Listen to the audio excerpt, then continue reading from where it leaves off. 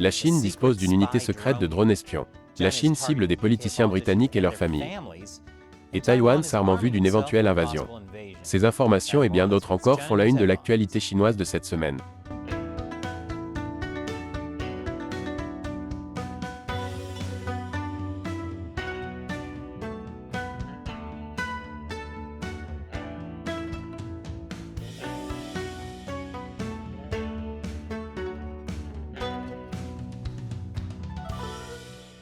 Bienvenue à Chine non censurée, je suis Chris Chappell. Cet épisode est sponsorisé par Surfshark. Vous devriez utiliser un VPN comme Surfshark pour vous protéger chaque fois que vous allez en ligne. J'en dirai plus à la fin. Les retombées de la fuite en ligne de documents américains ultra secrets se poursuivent. Selon le Washington Post, ces documents montrent que la Chine prépare une unité de drones supersoniques. Les documents montrent deux drones de reconnaissance WZ-8 autopropulsés à la base. Ils se déplacent à plus de 3 fois la vitesse du son et peuvent cartographier un territoire de nuit et par temps brumeux.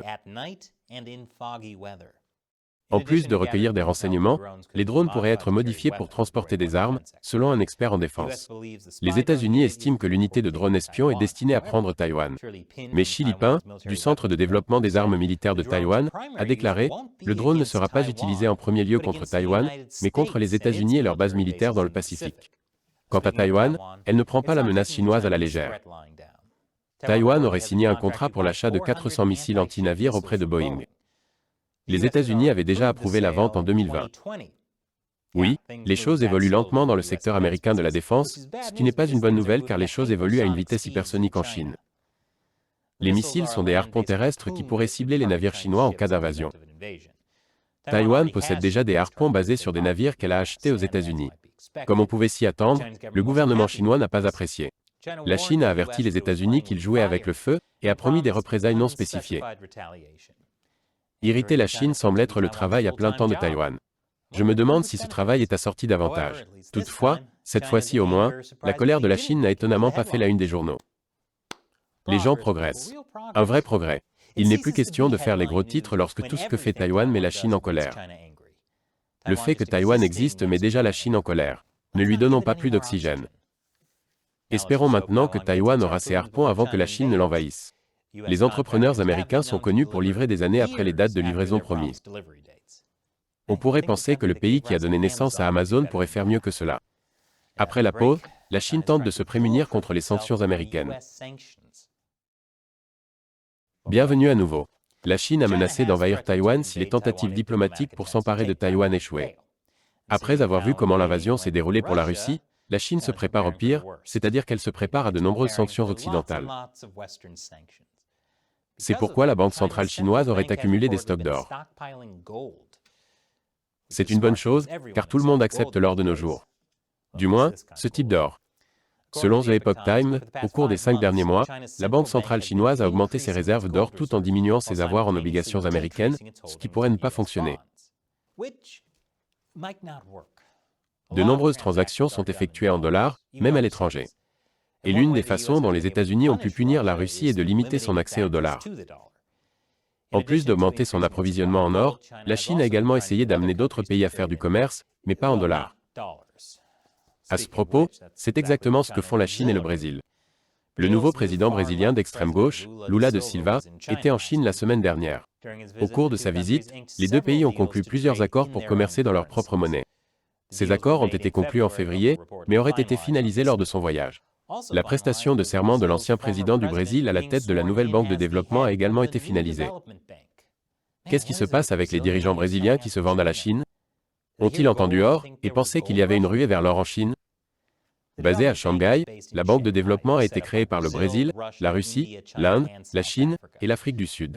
Ce groupe est connu sous le nom de BRICS et a été fondé pour contrer les banques de développement occidentales que sont le FMI et la Banque mondiale. Selon les médias d'État chinois, Da Silva a déclaré qu'il se demandait tous les soirs pourquoi tous les pays utilisent le dollar américain plutôt que d'autres monnaies. Il pense que les pays devraient plutôt commercer dans leur propre monnaie, ce qui, j'en suis sûr, a été de la musique aux oreilles de Xi. Il n'y a rien que la Chine aimerait plus que de rendre le dollar inutile. En parlant du Brésil et de l'Amérique du Sud, ou du sud de l'Amérique du Sud, la Chine étend sa présence dans l'Antarctique. Des images satellites montrent qu'elle y accélère la construction de sa 5e station. C'est la première fois depuis 2018 que des travaux y sont visiblement effectués. La station est censée servir à la recherche scientifique non militaire, mais comme la Chine utilise une stratégie de fusion civilo-militaire, c'est très peu vraisemblable. Selon le Centre d'études stratégiques et internationales, la position de la station pourrait lui permettre de recueillir des renseignements sur les signaux en provenance de l'Australie et de la Nouvelle-Zélande et récupérer des données télémétriques sur les fusées lancées à partir des installations spatiales nouvellement établies dans ces deux pays. En parlant de l'Australie, un homme d'affaires australien a été accusé d'avoir vendu des secrets d'État à la Chine. Des espions chinois lui auraient remis des enveloppes d'argent en échange de la rédaction de rapports sur les capacités de défense et d'exploitation minière de l'Australie. Alexander Xergo, 55 ans, vivait en Chine depuis des décennies. Il a déclaré avoir été contacté pour la première fois par les agents chinois sur LinkedIn. Il affirme qu'après avoir appris que ses deux contacts étaient des espions, il a pris peur et s'est mis en mode survie. C'est comme si je jouais à Minecraft. Les procureurs disent qu'il est arrivé en Australie avec une liste de blanchissage de cibles des services de renseignement et qu'il a travaillé avec deux autres personnes pour compiler secrètement les informations. Son avocat a affirmé qu'il n'avait fait qu'utiliser des informations accessibles au public et a minimisé les paiements en espèces. Il a déclaré « Les paiements en espèces pour des rapports de consultation pourraient avoir une apparence en Australie, mais c'est peut-être la façon dont cela se fait en Chine, ce n'est pas nécessairement inquiétant. » En fait, il a raison.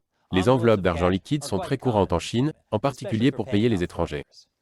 Regardez l'interview que nous avons réalisée dans le cadre de notre podcast sur la corruption de fonctionnaires par la Chine dans les îles du Pacifique. Le lien se trouve dans la description ci-dessous. Et après la pause, il n'y a pas que l'Australie, la Chine s'en prend aussi aux politiciens britanniques et à leurs familles.